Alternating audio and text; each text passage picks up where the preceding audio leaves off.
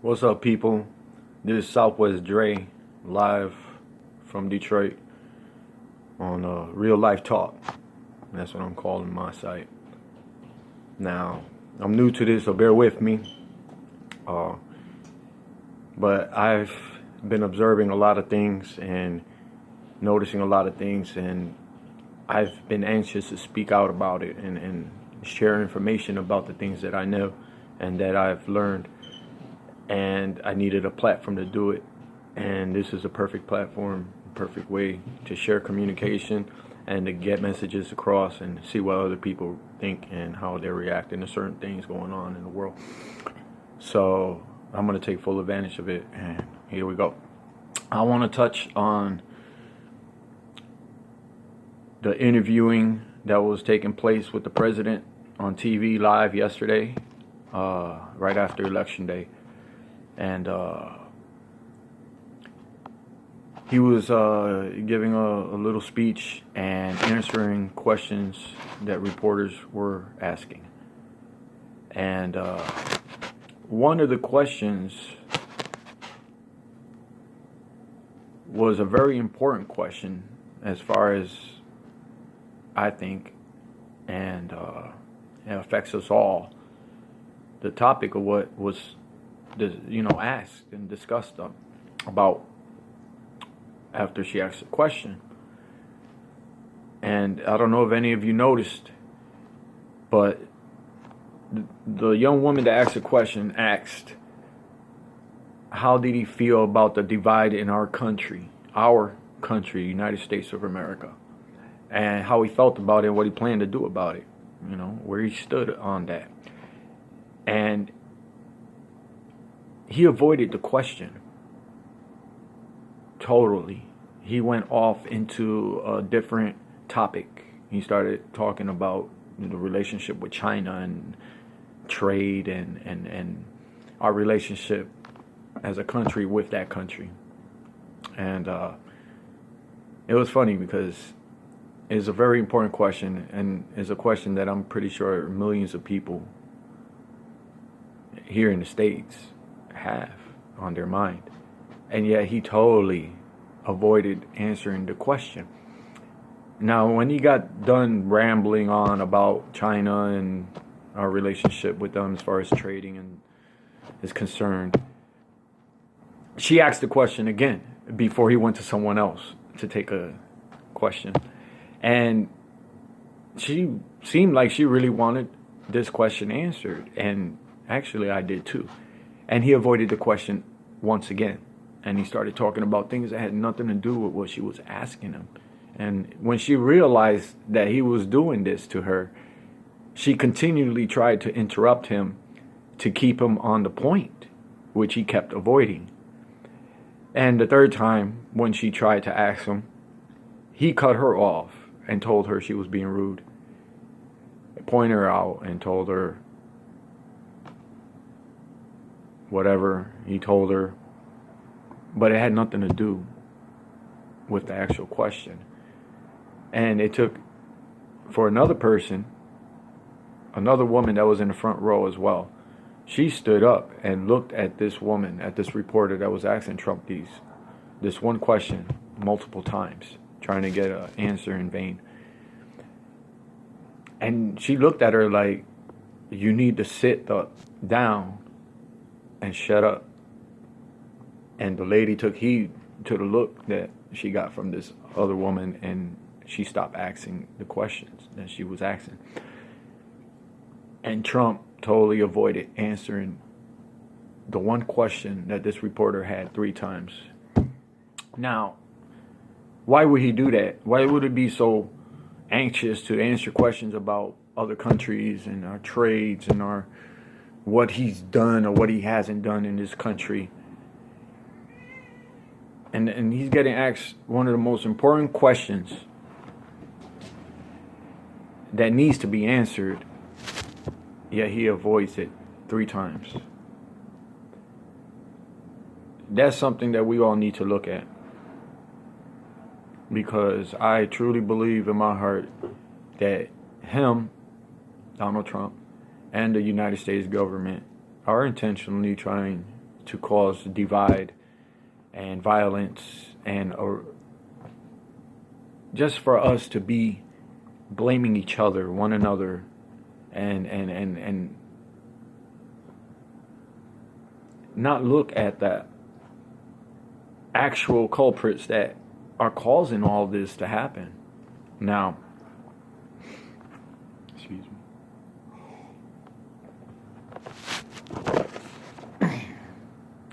I wouldn't have stopped acting. I would have kept on until they actually literally dragged me out of there.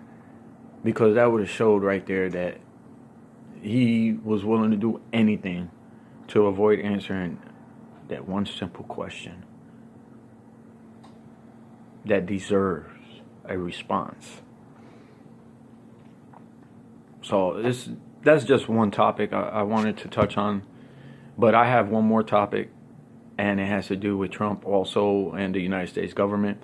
And it's about these immigrants that are trying to enter our country. Now, as you can see, he's trying to do everything in his power to prevent that from happening.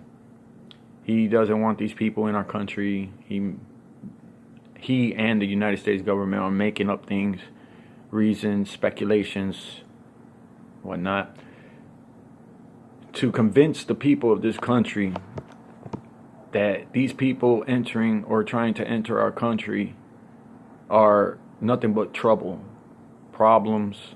They're going to cause violence, possible terrorism, and things of that nature. They don't want those people in the country. And they're making up reasons of why they don't want them in this country, where you really have to look deeper into the entire problem and see where it's originating from. Now, if you remember not too long ago, I don't know if many of you know about it, but when we first encountered this problem with the illegal immigrants that were already living here in the United States for years, have families, have children born to them here in the United States, which make them United States citizens. There was a moment where, and it's still going on to this very day, they were arresting and detaining all undocumented immigrants that lived in our country at the time. And there were many. And these people have families. So they were detaining all these people, men, women, children, and detaining them in these camps or these detention centers with no legal rights, no time to be released, no court, no justice, no nothing. Okay? And they pretty much gave them an ultimatum. They told them that they have a choice for the children that they had with them born in the United States. If they choose, they could leave their children here in the United States so they could have a chance at a better life, but they were not going to be able to stay themselves. In other words, they were separating these families. They were kicking these families out of the country, and they pretty much told them, you could take your kids and get out of our country, or you could leave your kids and get out of our country. And I'm a Hispanic Latino myself. I'm from Puerto Rico. So I'm able to come and go in this country as I please. I was born in New York, so I'm an American citizen. But I can understand where they're coming from, because I have a lot of friends, and I know a lot of people who know people or who have family members that are in that situation that I'm discussing right now. And I feel for them. Being separated from your families because you want a better life for yourself and for your children and for your family. And they're being pretty much given an ultimatum.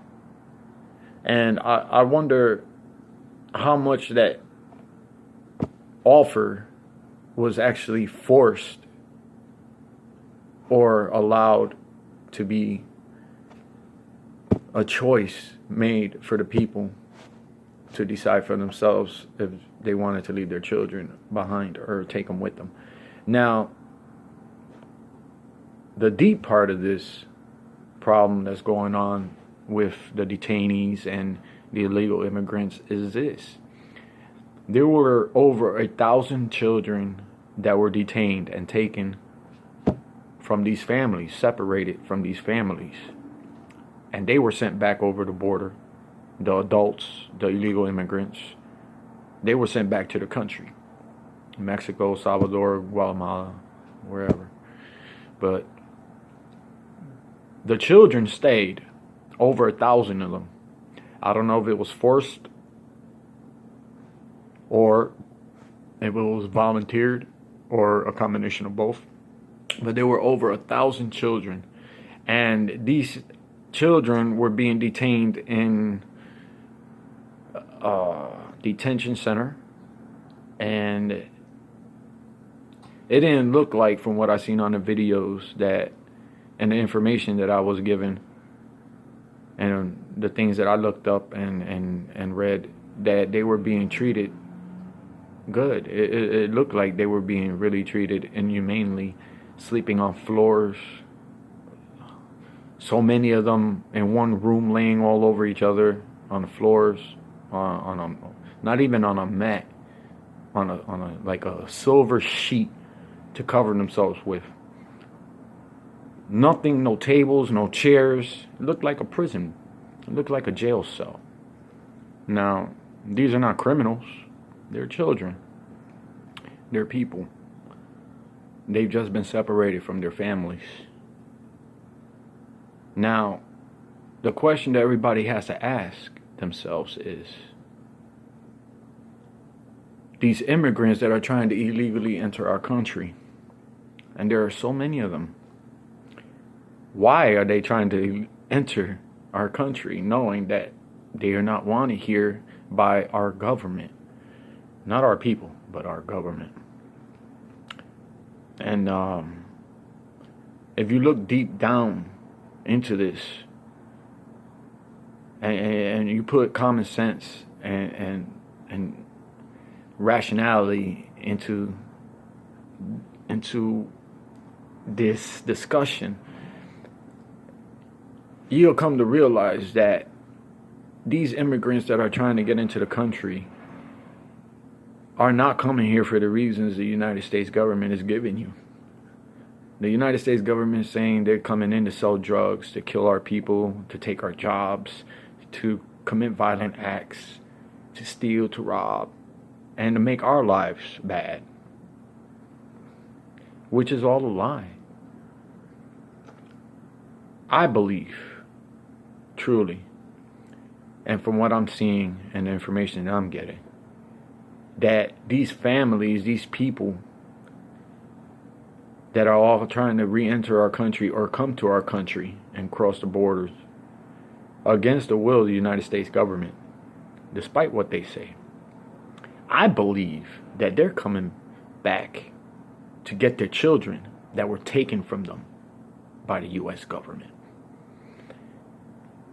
I'm a parent, and I could feel that, because if my child, if anyone attempted or they took my child from me, my priority, my only priority and my only mission would be to get my child back.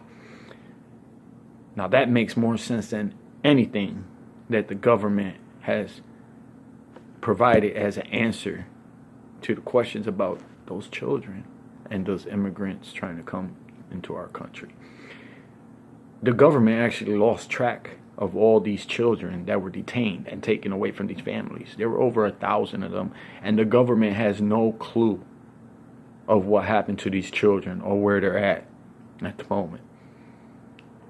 So, if I were these families that had my children or child taken from me, I would be trying to get into this country too and doing whatever I can to get my kid back. Now that makes more sense than anything that has been told to us by the news, by the government, by TV. So, closing on that topic, just some food for thought. This world is different, way different from 10, 15, 20 years ago, from the time when I was growing up. And I've seen a lot of things in my lifetime. But this world has become something that I've never imagined it could ever be. And it's not good. There's so much hate and violence in this world. Kids getting kidnapped, killed. People getting killed and murdered by police, by these officials that are supposed to be helping us, protecting and serving. And instead, all they're doing is murdering and locking up people that don't deserve it. What gives them the right to murder and to kill us? For whatever reasons they may have. It doesn't justify their actions, their murderous and violent actions. And yet, they never assume the responsibility for their own actions. They're always quick, though, to point the finger at someone else, at another person, and at a political adversary, at another country, before they took a look at themselves and admit for once that what they're doing is wrong. So you think about that, people. Educate your children, let them know what's going on, be aware of what's going on. If you're not, start looking around you, outside your door, outside your window, and realize what's taking place all around us every day. Get your head out of the phones, get your head out of the TVs. Wake up. This is Southwest Dre. I'm out.